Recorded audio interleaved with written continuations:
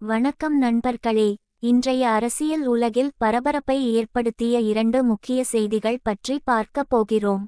ஒன்று, தமிழக அரசியலில் சிஎம் விஜய் மற்றும் உதயநிதி ஸ்டாலின் இடையேயான மோதல். மற்றொன்று, இந்தியாவுக்கு அமெரிக்க அதிபர் டொனால்ட் ட்ரம்ப் தெரிவித்த ஆதரவு. வீடியோவை தொடங்குவதற்கு முன் நமது சேனலை சப்ஸ்கிரைப் செய்து பெல் ஐகான்-ஐ அழுத்த மறக்காதீர்கள்.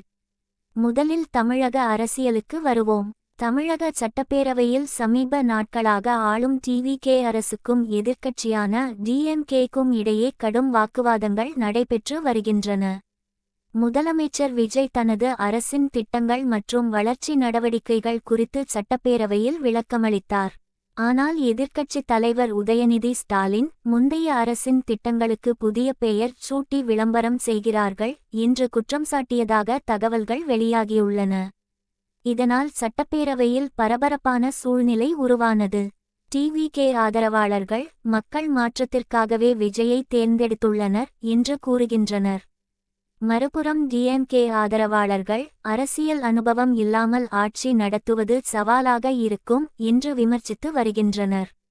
இந்த அரசியல் மோதல் தற்போது சமூக வலைத்தளங்களில் மிகப்பெரிய விவாதமாக மாறியுள்ளது.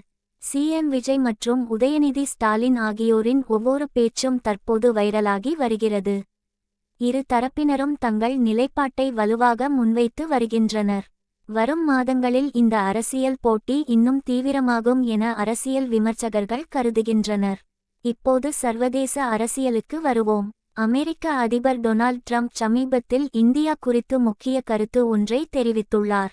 இந்தியா மீது தாக்குதல் நடத்தப்பட்டால் அமெரிக்கா உதவி செய்யும் என்று அவர் கூறியதாக சர்வதேச ஊடகங்கள் செய்தி வெளியிட்டுள்ளன.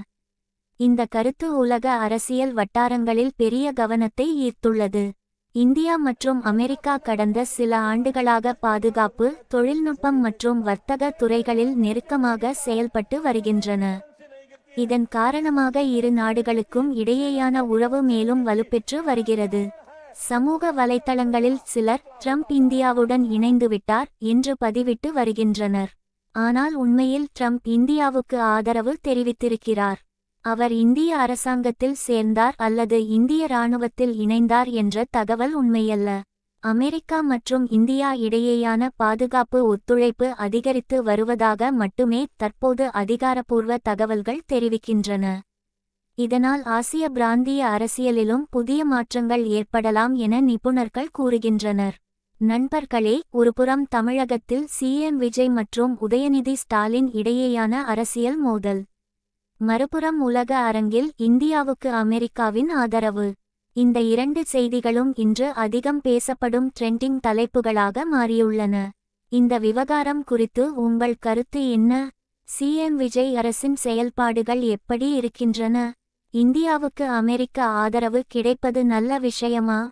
உங்கள் கருத்துக்களை கீழே காமெண்ட்-இல் பதிவிடுங்கள். இந்த வீடியோ பிடித்திருந்தால் லைக் செய்யுங்கள், ஷேர் செய்யுங்கள் மற்றும் சப்ஸ்கிரைப் செய்யுங்கள். நன்றி. மீண்டும் ஒரு புதிய வீடியோவில் சந்திப்போம்.